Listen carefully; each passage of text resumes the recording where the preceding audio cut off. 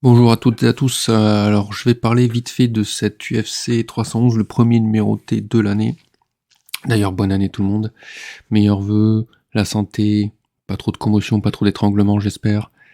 Et donc à Inglewood, attendu ce premier numéroté, bien évidemment, premier numéroté de l'année. Pas mal de combats très attendus, je pense aussi, par beaucoup de gens. Une grosse présence de la team Khabib direct là sur le même événement. Ce que je trouve un peu trop. Je sais pas comment ils vont gérer ça, mais je pense que si de toute façon ils ont accepté les dates et leur agenda, ils doivent pouvoir le gérer. D'ailleurs, ça commence tout de suite avec Ulan Bekov qui va affronter Clayton Carpenter. Ulan Bekov, on est chez les flyweight, il est dans le top 15, mais à mon avis, c'est un danger pour le top 10. Le problème, c'est qu'il combat un peu trop peu. Il y a un combat par an, on va dire, au niveau de la fréquence. Ce qui fait que il stagne dans le top 15, il va pas monter dans le classement. Et à chaque fois, on nous donne des jeunes prospects qui montent, qui veulent intégrer le top 15 justement. Et il leur barre la route. C'est vraiment le type vraiment à ne pas affronter quand on veut atteindre le top 15. Mais malheureusement, il est toujours là. Et donc là, ça va être le cas de Clayton Carpenter. Très très bon combattant, ça, il n'y a rien à dire. Très très bon prospect, je suis d'accord là-dessus. Très solide, avec un bon JJB, des menaces de soumission, mais c'est pas, voilà, au niveau de l'adversité, on n'est pas du tout sur le même registre que celui d'Ulan Bekov, et puis au niveau de la dangerosité, pas du tout non plus. Alors Ulan Bekov, il s'entraîne donc avec la team Khabib, là je suis pas sûr que il ait vraiment le temps de s'occuper de lui sur cet événement. Ceci dit, il a assez d'expérience, de toute façon il reste très très dangereux, comme je l'ai dit. Et ouais, donc même si Carpenter l'amène au sol, il a cette défense en papillon, puis sweep derrière. Il envoie de bons directs pour engager, ensuite également lui-même amené au sol. Et seul point faible, on va dire, c'est que c'est sa défense debout. C'est pas parfait. Il peut y avoir des failles. C'est là-dessus que ses adversaires peuvent trouver quelque chose.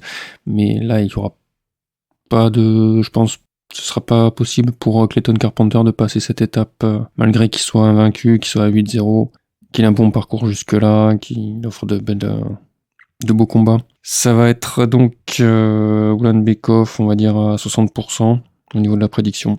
Et ça ira sûrement à la décision. Je pense pas que Ulan Bekov soit capable de finir Carpenter. Je pense pas non plus que Carpenter soit capable de soumettre Ulan Bekov. On va dire au niveau de la pièce, ça ira sur le combat à la décision. Ensuite, on enchaîne chez les bantamweight avec ouais, avec Turcios contre Sopage. Alors là, on va faire un petit point. C'est vrai que Sopage, il bénéficie depuis quelques mois, depuis quelques temps, voilà, d'une hype auprès de pas mal d'analystes que je ne comprends pas, malheureusement. J'ai l'impression d'être passé à côté de quelque chose. Moi, j'ai juste souvenir à l'époque, je suis désolé, je fais ça à l'arrache, j'ai pas revu le combat avant de faire cette review parce que j'ai pas le temps en fait, donc c'est pour ça que je fais un peu ça à l'arrache. Mais j'ai souvenir du combat de Sopage l'an dernier contre c'était Vinicius Oliveira, qui était un des combats qui m'a le plus traumatisé de l'année. Parce que certes, Sopage, il envoie un premier round, mais alors impressionnant, vraiment très propre, très bon. C'était incroyable. Et deuxième round, il commence à se faire connecter et il perd complètement le fil. Obligé de fuir. Vinicius Oliveira qui sait même plus quoi faire parce qu'il essaie de le finir mais il n'y arrive pas. Donc il se demande mais on continue. Bon ok, on continue. Sopage il est plus là quoi. Donc je me suis dit entre le deuxième et le troisième round ils vont lui dire bon bah stop quoi. Normalement un combattant pour sa santé, qu'est-ce qu'il fait? Bah il se met, vous l'avez vu ce genre de scène quoi. Il se met plus ou moins de dos à la cage, il se protège le visage. L'adversaire envoie quelques frappes, 10 secondes, l'arbitre il voit ça, il se dit bon bah, allez c'est fini quoi, on arrête le combat ici. C'est bon, toi t'es content, t'as eu ton TKO, moi ça va, j'ai préservé ma santé, tout le monde est sauf, ok, voilà. Non, Sopage, il cherchait quand même encore à bouger, ceci, cela, machin, mais il se faisait démolir avec Vinicius Oliveira en plus. Alors les gens, je pense qu'ils ont vu que le highlight du finish, quoi, avec ce coup de genou, je crois que c'était un coup de genou sauté, et se dire, waouh, c'est impressionnant, mais en fait, ça faisait déjà plus d'un round qui se faisait démolir Sopage, enfin, je comprends pas, quoi, il faisait rien à part se faire démolir. Donc vraiment, j'ai pas du tout confiance en Sopage. J'attends de voir par la suite si effectivement comment ça va se passer face à un adversaire assez solide, mais sur le deuxième et troisième round. Là, malheureusement, c'est pas le cas. En face, c'est Turcios. Turcios, ouais, on le connaît, fanfaron. Fanfaron, un peu tout et n'importe quoi. On sait qu'au niveau du sol, bon, à part se défendre, il n'a pas amené vraiment de danger à Sopage. Pour moi, Sopage, il est pas fiable. Turcios, il est pas fiable. Même si Turcios va mettre une grosse pression, ça va être difficile déjà au premier round. Je vois pas comment ça va se dérouler par la suite. Est-ce que Sopage va être surpris par Turcios? Est-ce que Turcios va se faire finir au premier round? Honnêtement, je comprends même pas les cotes. Pour moi, c'est du 50-50. De toute façon, les deux sont pas fiables. Je mettrai pas une pièce là-dessus, quoi. Je vais passer directement au combat suivant. Après, si vous aussi vous êtes hype par Bernardo Sopage, essayez de m'expliquer. Bon, moi j'attends de voir avec ce combat, et encore je suis même pas sûr qu'avec ce combat j'ai des réponses, donc on verra, parce que Turcios c'est pas vraiment un adversaire que je vais mettre au crédit d'une victoire. Ensuite, donc c'est chez les Bantam encore, c'est Rinya Nakamura contre Gafurov. Ah, ça va être intéressant, un combat... Ouais, Rinya Nakamura qu'on suit, qu'on a sur le radar, on a envie de voir un peu la suite pour lui. Sur ce match-up, bon, bien sûr, on a des doutes sur le cardio de Gafurov. On sait que Nakamura il est beaucoup plus technique, beaucoup plus athlétique, mais l'adversité jusque-là, elle est pas non plus au rendez-vous. Il est invaincu, il est effectivement à combien? 9-0. Ouais, je le vois favori sur ce match-up. Ouais, un 60-40 pour Nakamura. J'attends de voir ce combat. Vraiment, ça peut être très intéressant, surtout de voir l'évolution de Nakamura. C'est intéressant de suivre ce combattant.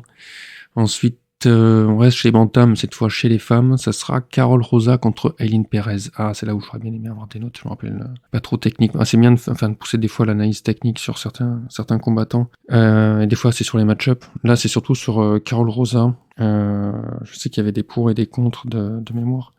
En tout cas, ce qui est sûr, c'est que c'est pas du tout la même adversité qu'elles ont rencontrée jusque-là. Carol Rosa, ça fait longtemps qu'elle est installée dans le haut du classement, donc elle a affronté des gros noms, alors qu'Aileen Perez, elle débarque. Alors oui, Aileen Perez, c'est vrai qu'elle est polarisante. Il y a ceux qui la détestent et ceux qui l'aiment, et puis voilà. Moi, je fais partie de ceux qui adorent son délire. Je trouve qu'elle est... Alors certains l'ont trouvée complètement irrespectueuse, irrévérencieuse. C'est vrai. Complètement dans son délire, Aileen Perez. Et pourtant dans la cage, voilà. C'est de toute façon même en dehors de la cage, c'est vraiment une combattante, quoi. Elle veut juste combattre et puis voilà. Et puis peut-être ridiculiser ses adversaires, bien sûr, ça fait partie du délire. Et moi je le prends comme un délire, je pense de manière humoristique. C'est un personnage voilà qui a une forme d'extrapolation de son côté un peu je vais à la bagarre, mais elle est quand même techniquement, certes, c'est pas ouf, hein, surtout en comparaison avec Carol Rosa en face. Mais elle a prouvé sa place dans le roster, elle a prouvé que oui, elle méritait d'être dans le top 15. Elle est quand même assez complète, malgré ce qu'on peut dire. Carol Rosa, elle va être meilleure debout. Maintenant, c'est quoi ce que ça va donner au niveau de la défense de takedown? Parce qu'une fois que Perez part sur les takedowns, ça doit censé être ça. Là-dessus qu'elle va jouer, sur sa puissance également.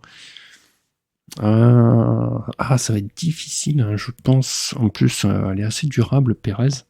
Pour le pronostic, là, au niveau de la prédiction, ça va à décision, je pense. Ouais, décision. Parce que je vois pas Carol Rosa knockout Perez. Est-ce que Perez peut finir Rosa? Je sais pas. Moi, je mettrais un 55-45 pour Aileen Perez. À Carol Rosa, je vais voir un petit peu. Je peux aller un peu plus loin vite fait. Putain, j'ai pas le temps, mais c'est pas grave. Allez hop, on va prendre le temps. Ouais. Ouais, si, elle sort quand même sa victoire sur Kanzad. Ouais, allez, un 50-57, très compétitif. J'attends également d'avoir ce combat avec vraiment. Ah ouais, là, celui-là, J'ai vraiment envie de le voir, quoi. Pas que je loupe celui-là. Incroyable. Carol Rosa contre Eline Perez. Donc 50-50. Ouais, 50-50. Ensuite, Zachary contre Azamat Bekoef. Hop, hop, hop, je loupé un épisode. Zachary, moi je l'avais. C'était quoi contre. Oui, Cédric Dumas, que je voulais voir en plus. Je voulais voir Cédric Dumas contre Zachary. Ah, Dumas, il s'est retiré. Ah merde, ok. Donc là, ce sera contre Bekoef, Azamat Bekoef. Il vient de la LFA, non? C'est le champion de la LFA. Azamat Bekoef. Oui, c'est ça, champion de la LFA. Oui, il avait battu Dylan Budka. Alors, Dylan Budka, en plus, qui est arrivé à l'UFC avec les Dana White Contender Series et qui fait que perdre, quoi. Contre César Almeida et Petroski. Ok. Donc, ouais, bah là, c'est chaud parce que Zachary contre Cédric Dumas, je voyais que c'était un peu. Ah, mais après. Ouais, j'allais dire, c'était du 50-50 contre Dumas. Mais là, donc on est chez Middleweight au fait, parce que c'est vrai que je voulais te préciser. Le truc, c'est que Bekoef, du coup, ça fait un short notice là. En gros, en temps normal, j'aurais mis vraiment un 60-40 pour Bekoef. Là, le short notice faisant, on est sur un 50-50. Est-ce qu'il va être suffisamment prêt? À mon avis, ouais, putain. À mon avis, Zachary peut être surpris par Bekoef. Et d'ailleurs, le public aussi risque de découvrir Bekoef. Et Zachary est capable d'être. Ouais. Bekoef peut être surprenant et Riz surpris. Donc, ouais, 50-50. Ouais, j'ai envie de faire le fou. Je dirais. Ma prédiction, c'est Bekoef prend la victoire. J'ai regardé un peu les cotes. Ah, ouais. Bekoef favori. Ouais, je suis d'accord. Je suis d'accord là-dessus. Eh bien, bien. Attends, on va voir l'entrée de Bekoef dans le roster de l'UFC. Ça va être intéressant contre Zachary. Très très bien. Je suis pas dans la hype Zachary, donc on va voir ce que ça va donner. Très intéressant. Ensuite, Grant Dawson contre Diego Ferreira chez les lightweight. Ouais. Alors, j'aime bien Grant Dawson. Ok, admettons. Mais Diego Ferreira, sous-coté à mon avis. D'ailleurs, je vais voir les cotes. Ouais, d'ailleurs, ouais, il part underdog. Diego Ferreira, en fait, ce qui me fume chez Diego Ferreira, c'est... Bon, déjà son kickboxing. Il a un kickboxing de malade, mais c'est surtout... Je sais pas comment le formuler, c'est comme s'il avait l'intelligence de l'expérience. C'est-à-dire qu'avec l'expérience, il y a des combattants.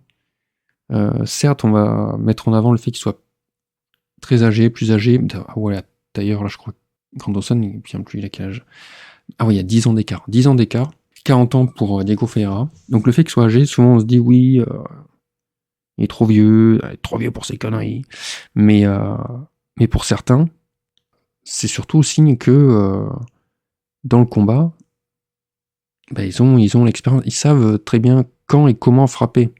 Et quand pour des combattants qui sont forts en striking, ça peut être redoutable pour leurs adversaires parce que là, c'est pas qu'il y a une perte de vivacité avec l'âge, c'est que les réflexes sont là, c'est des réflexes, c'est automatique, ça part, ils le savent. Et Grant Dawson, à mon avis, il va manger là. En plus, Grant Dawson, son menton, ouais, il y a des doutes, il y a des doutes sur son menton.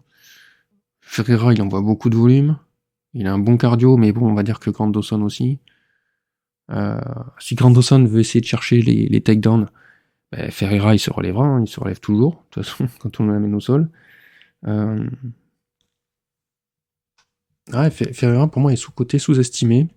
Je verrais un 55-45 pour Ferreira. Je dirais même 50% Ferreira décision, 40% Dawson peut-être à décision, et bien 10% Ferreira par KO même. Ouais, je vais y aller comme ça. Je regarde juste vite fait le palmarès de Ferreira si je dis pas de bêtises. Ouais, il a battu Rebecki, Michael Johnson, par finish en plus. Et avant ses défaites, c'est quoi? C'est Gamrot, c'est Dariush, Poirier, et sinon c'est des victoires. Donc, bah écoutez, non, je reste sur... malgré l'âge, je sais, 10 ans de plus, 40 ans, il est peut-être vieux et tout machin, mais mon avis, moi quand je vois, j'avais vraiment... Pour moi, Diego Ferreira, c'est le fight IQ du striker, quoi, du kickboxer. Niveau kickboxing, ça va être beau à voir, je pense. On va avoir un bon finish sur Dawson, même si Dawson, il est durable, il a le menton qui... Ouais, non, j'y crois pas trop, ce menton. Donc, ouais, non, là, c'est du 60-40 pour Ferreira pour moi, j'y vais, je me lance. Ensuite, Bogdan Guskov, Billy Elekanan, d'accord, voyons voir. C'était pas un Johnny Walker, hein. Oui, Johnny Walker, qui s'est blessé, d'accord, Johnny Walker s'est blessé. Donc, Bogdan Guskov contre Billy Elekanan.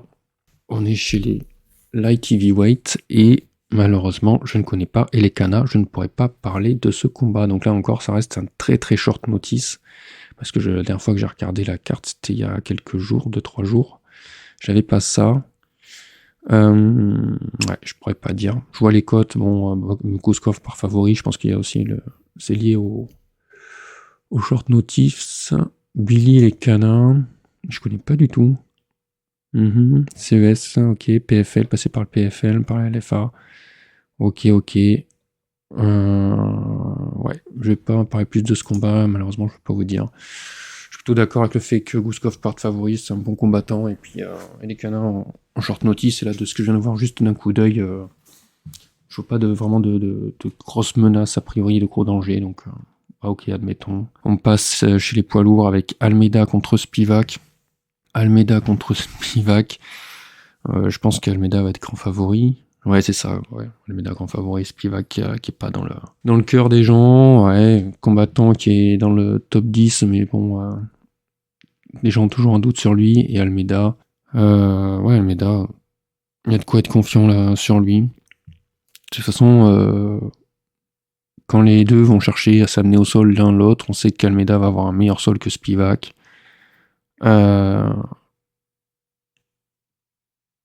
Voilà, je mettrai pas non plus une pièce dessus parce que ouais, trop favori Almeida, et puis Spivak, Spivak je l'aime bien malgré tout, je trouve que c'est un peu le mal aimé.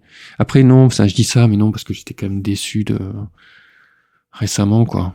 Disons qu'au niveau de son ascension, j'y croyais, mais faut vraiment que je m'arrive. Faut que j'arrête de rester sur à chaque fois les impressions que j'ai au début de la carrière des combattants, et faut que je me refresh, faut que je m'actualise à chaque combat et que j'arrive à me dire, ok, on repart de zéro. Là, pour l'instant, Spivak, non, c'est pas ça. C'est pas ça, ouais. C'est Almeida, vainqueur. Almeida, 55-60%. Voilà. Ce sera pas pour Spivak cette fois-ci. On passe chez les Bantams. On revient chez les Bantams avec Talbot contre Barcelos. Talbot. Talbot invaincu. Talbot dans le top 15. Talbot, il est où là, Talbot dans le classement? Bon, je regarde ça. Est-ce que je peux voir le classement vite fait là? Putain, je vais aller chez Fight Minds pour voir. Il est pas dans le top 15, Talbot, encore? Putain, je le vois pas. Eh ben, je suis bigleux ou quoi? Non, il est pas dans le top 15. Putain, mais c'est quoi ce délire? Qu'est-ce que j'ai loupé dans sa carrière? Comment ça se fait qu'il soit pas encore dans le top 15? Talbot il est dans le top 15 cette année là, c'est sûr. Ah ouais, c'est fou, hein. Il en est qu'à 3 combats depuis ses Delaware Contender Series 2023. Aguirre, Simon, Gemori. Oh, dans ma tête, il avait combattu plus, qui était déjà dans le top 15. Pour moi, il était clairement dans le top 15, il a sa place dans le top 15. Et après, on va voir les dangers qu'il va y avoir pour lui dans le top 10. Mais, ah ouais, 35e chez Fight Minds. Ah ouais, non. Derrière Raoul Rosa Jr., oh là là. Derrière Charles Jourdain. Derrière Vinicius Oliveira. Derrière Mal Jones. Ah non. En Talbot, c'est top 15 direct. Top, voilà. Contre Barcelos. Qu'est-ce que je peux dire sur ce combat? Désolé pour moi, là, Talbot, il est déjà à plus de 60% vainqueur, c'est sûr. Je pense qu'il va même envoyer un KO TKO qui est tellement précis, tellement slick, tellement rapide.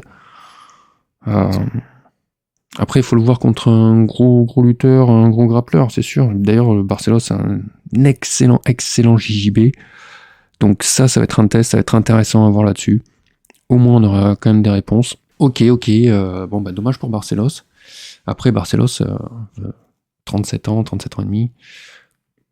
Talbot est encore jeune, hein, d'ailleurs, hein, 26 ans, c'est fou. Je le voyais, je sais pas, dans ma tête, il avait 29, 30 ans. Il avait déjà au moins 6 combats à l'UFC. Oh non, je suis sûr de moi, sûr de Talbot, je mise dessus, y a pas de problème. Allez, on va dire, on va se lancer, on va même partir sur un. Bref. Allez, round 1, round 2, quoi. Ça ira même pas au round 3, je pense qu'il va finir Barcelos, malheureusement, pour Barcelos. La suite, les poids moyens, Kevin Holland contre Reinier de Ridder, deuxième combat de Reinier de Ridder à l'UFC. Ah oui, c'est tricky, là. Ah là, ça devient compliqué. Ah, Kevin Holland, en termes de prédiction, je trouve pas très fiable. Et Reinier de Ridder, l'entrée à l'UFC, c'est pas la même chose. Hein. Là, c'est test sur test. Hein. Ça va être compliqué pour lui à chaque combat, j'ai l'impression. Donc, ouais. Au niveau de la prédiction, aucun n'est vraiment fiable déjà. Maintenant, on sait que Kevin Holland peut très bien être soumis. On l'a vu. Hein. Donc, ouais. Par contre, de Ridder, debout, c'est naze. Tiens, les codes sont even. Ok. Ouais, c'est ce que je me dis. C'est tellement. Pour prévoir l'issue de ce combat, faut y aller, quoi. Je pense pas que ça aille à la décision. Enfin, encore, je suis même pas sûr. Non, là, je peux pas prévoir. Pour moi, il y a trop. Ouais, c'est comme le combat de Soupage contre Tercios. Il y a des éléments sur lesquels je peux pas trop m'appuyer. Enfin, il n'y a pas d'éléments sur lesquels m'appuyer, surtout. Donc, écoutez, je passe. Là, j'avoue, je passe là-dessus. Le combat, est-ce que j'ai même pas en fait de hype autour de ce combat. J'attends d'avoir plus de réponses concernant de Ridder. Holland, j'attends plus grand-chose. Pour moi, il va être là, il va faire ses combats et puis voilà. Non, j'attends pas grand-chose. À l'heure actuelle, hein. Après, il se peut que ça évolue concernant de Ridder. Mais ouais. On retourne au lightweight avec Dariush contre Moïcano. Pinez Moïcano, j'avais tellement sous-estimé, puis après Jane Turner, je m'étais dit ouais, j'avais raison de le sous-estimer, finalement il finit Jane Turner. Tout le monde parle de la préparation qu'il a pu faire pour battre Benoît Saint-Denis, mais il part léger favori. Ouais, Dariush il est sur un back-to-back KO là. Il s'est pris 2 KO d'affilée. Il prend le temps après entre ses combats là de revenir, mais peut-être que les gens se basent là-dessus, sur le fait qu'il soit sur 2 KO consécutifs, il a perdu 2 fois par KO. Moïcano avec des performances où il se paraît solide et redoutable par la suite, mais il s'est fait mettre qu'un knockdown quand même. Dariush il a quand même un niveau dessus, quoi. La takedown défense de Dariush, je sais pas si on va en parler, mais là, ça risque de pas trop se passer au sol. Moïcano, certes, il est dans le momentum, hein, comme je dis, hein, il a les lumières sur lui, qu'il en profite. Je pense pas vraiment qu'il aille super loin dans le classement, mais Dariush, ça reste peut-être à sa portée. Il est bon à mi-distance, hein, Moïcano. Après, Dariush, en face, c'est quand même un champion du monde de JB en Nogi, je crois. Puis l'adversité qu'il a eue, quoi. C'est pas la même, hein, comparé à Moïcano. Est-ce que c'est le déclin? Est-ce qu'on est sûr que c'est le déclin? Est-ce qu'il compte vraiment se retirer après... Là, en 2025, il va se retirer de la compétition, Dariush. Après, bon, s'il se prend 3 combats de défaites consécutives, surtout si Moïcano lui met KO lui aussi... non, je partirais quand même sur Dariush. C'est chaud, on est quand même sur un 50-50, là. Il faut que je fasse un choix, c'est difficile, quoi. Est-ce qu'il se la pète pas un peu trop, Moïcano? En même temps, je m'étais peut-être dit ça aussi avant Saint-Denis, donc je sais pas. Ouais, je vais aller 55-45 pour Dariush, allons-y. Mais vraiment, je suis pas convaincu du tout. Là, je pense que ça va être très très très compétitif. Ça peut aller dans un sens comme de l'autre. Ça peut être vraiment le déclin de Dariush, ça peut être vraiment le moment pour Moïcano. Et d'un autre côté, est-ce que c'est vraiment Dariush qui va revenir solide, solide sur ses appuis, le combattant, quoi. Et il y a Moïcano qui finalement se brûle les ailes à vouloir se croire plus fort qu'il ne l'est. Ça peut être les deux, donc à voir. Vraiment très très intéressant ça. Dans ce top 10 des lightweight. Lightweight, une catégorie qui me semble beaucoup plus intéressante en dessous du top 15 que dans le top 15, hein, je vous avoue. Mais bon, celui-ci, ce combat m'intéresse quand même, on va voir. Tac, on passe à Prochaska contre Jamal, les deux anciens champions. La KT Light Heavyweight qui s'affrontent. Eh ben, allons-y, pourquoi pas, ils s'affrontent, en même temps. Jamal Hill, moi, j'y crois toujours un peu moins que Prochaska. Je sais que Prochaska, il est pas du tout académique et que du coup, il est pas fiable et qu'on peut pas compter sur lui. Mais le fait qu'il mette la pression comme ça, tout le temps, est-ce que il faudrait qu'en face, on le sait, on l'a vu, quelqu'un qui réponde vraiment avec ce knockout power. Jamal Hill, est-ce qu'il va avoir cette réponse-là? J'ai quand même des doutes, quoi. C'est-à-dire qu'il peut peut-être mettre knockdown certains combattants, tout ça, mais là, on parle de Prochaska. Alors, Prochaska, du coup, son menton a été testé et il commence un petit peu à se fêler, quoi. Mais déjà, s'il combat par la décision, forcément, avec tout le volume que va mettre Prochaska, la décision, elle sera pour lui. Sur les finishes, il a des mains très, très sales, quand même, il peut faire du sale, quoi. Donc, mais contre un type comme Prochaska, il faut le trouver, quoi. Même s'il est ouvert, le samouraï. Ouais, Prochaska. Un petit 60-40 pour Prochaska, allons-y. Prochaska par KO à 10%, 50% Prochaska décision, et puis il me reste un Hill 40% décision, on ne sait jamais, ça peut arriver. On passe un title shot. Comme event. On est déjà au Common Event, ça va. Ça n'a pas été si long que ce que je croyais. Merab Davalishvili, en même temps, j'ai fait l'impasse sur beaucoup d'analyses techniques là, et c'est vraiment tout au pif à la mémoire. Merab Davalishvili contre Umar Nurmagomedov. Donc voilà, on retrouve encore la team Khabib là sur cette carte. On l'a retrouvé 3 fois. Donc là, c'est simple. Là, c'est soit le schéma se répète, soit il y a du changement cette année. Alors le schéma, c'est simple. Team Khabib, c'est jeune prospect qui monte, qui grimpe les échelons 4 à 4, on prend pas le temps d'y aller étape par étape, non, on y va, tac, jusqu'au titre, on récupère le titre, et après on commence à se poser, on va analyser les possibilités sur les adversaires, ok, on va bien travailler chaque défense de titre, et puis on y va tranquille, on n'a pas besoin forcément de nettoyer la KT, on y va, et puis quand on sent que ça commence à décliner, peut-être se retirer. Voilà. Est-ce que ça va être encore le schéma qui va se répéter pour Umar Nurmagomedov? C'est-à-dire que là, tac, il enchaîne 10 par 10 le classement, il arrive, hop, le title shot. S'il obtient, on sait très bien qu'après, ça va être tranquille à pouvoir se calmer. Donc c'est pour ça que je pense qu'il va quand même tout donner pour avoir le titre, sachant qu'après, ça va être plus tranquille pour lui, même si la KT est très relevée, mais au moins, il pourra choisir plus ou moins la fréquence de ses combats et comment ça va se dérouler. Ou alors, le schéma ne se répète pas, quoi. C'est-à-dire que là, le champion, c'est quand même un lutteur de chez lutteur, quoi. Là, on est sur de la lutte. Avec quelqu'un qui a quand même pas mal affronté de monde dans la KT, justement, dans le haut du classement. En termes d'adversité, on n'est pas sur la même chose. Concernant Nurmagomedov, à part Sandhagen, sinon, on n'est pas dans le top 10, top 5 de la KT, quoi. Donc, certes, il est invaincu, tout ça, il y a son nom de famille, tout ça, l'équipe derrière, ok. Il y a quoi, 5 ans d'écart entre les deux. Je suis étonné par les cotes, quand même. Oh, ouais, non. Alors, je comprendrais qu'il y ait entre 50%, 55% pour Umar, mais là, on peut pas aller sur autant favoris, quoi. Limite, une petite pièce à mettre sur Merab, parce que...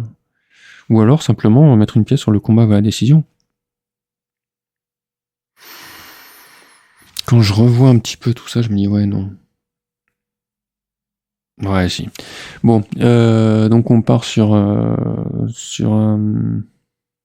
ah non, mais non, pas la décision, parce que la décision, faut voir qu'est-ce qui va arranger l'UFC, quoi.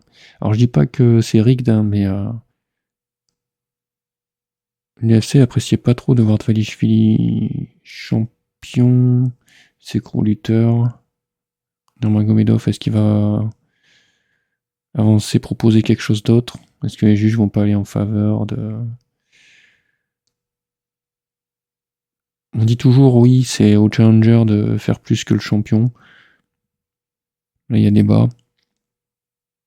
Je pense, allez, je pars sur un 50-50 et vu les cotes, une petite pièce sur Dvalishvili. Dvalishvili, décision, ouais. Ensuite, ensuite, le main event. Défense de ceinture pour Islam Makhachev contre Arman Tsarukyan. Arman Tsarukyan qui voulait pas aller trop vite, en besogne. Il avait dit après sa dernière victoire, faut que je me prépare. Parce qu'après, le prochain combat, ça sera pour le titre. Donc il faut vraiment que je me prépare correctement. Donc il a pris le temps, je pense. Justement, c'est un combat qu'il a bien préparé. Islam Makhachev, je comprends le point de vue où il y a une aura qui s'est plus ou moins fêlée avec ce premier combat contre Volkanovski. Et se dire, Makhachev peut être battu. C'est juste que Volkanovski est un peu trop foufou dans la cage, trop dans le spectacle et que. Mais depuis, je trouve, c'est mon avis, hein, je trouve que Makhachev justement, ça lui a quand même servi sérieusement de leçon. Il s'est encore amélioré. Et oui, Tsarukyan, bien sûr, lui aussi. Surtout qu'ils sont déjà affrontés, donc pour la prédiction. Mettons que Tsarukyan, il va amener Makhachev au sol, pourquoi pas. Il amène Makhachev au sol, et alors ça fait quoi derrière? Il peut pas le contrôler, donc ok. L'autre menace, ça va être les crochets de Makhachev. Ouais, bien sûr, Makhachev, je vois les cotes là, il est grand favori. Je le vois favori aussi, mais pas autant. Hein. Franchement, on reste sur du 55-45. Tsarukyan, c'est vraiment une grosse menace. Et puis, je me dis peut-être que 2025, tout ça, la team Khabib risque d'essuyer quelques revers et pourquoi pas. Là, sur cet événement, il mise sur quand même 3 combats. Ça peut arriver là maintenant, quoi. Donc voilà, pour cette petite carte, on va dire, Inglewood du 19 janvier. Qu'est-ce que ça nous donne? Ça nous donne Ulanbekov contre Carpenter, va à la décision. Un Turcios Sopage à 50-50, et je sais pas c'est quoi les cotes. Ouais. Turcios, une petite pièce peut-être sur Turcios en tant que underdog, juste pour le fun. Derrière Nakamura, donc on attend de voir ce que ça donne. Perez, ouais, j'ai envie de voir ce que ça donne. J'ai envie de voir Bekoev faire une entrée fracassante aussi à l'UFC, ça va être intéressant. Diego Ferreira. Diego Ferreira. Ouais, contre Grant Dawson. Gouskov, je sais pas, j'attends de voir son adversaire. Spivak, Almeida. Ouais. Talbot qui gagne par KO, qui passe à 10-0. Hollande contre Derrider. Ouais, ça va peut-être pas aller à la décision, je sais pas. On peut pas dire. Dariush contre Moïcano. Ouais, Dariush. Prochaska contre Hill. Est-ce que ça peut aller à la décision? Parce que je dis ça, mais est-ce que ça peut aller à la décision? Je pense pas. Hein. Tellement de tarés. Tellement n'importe quoi.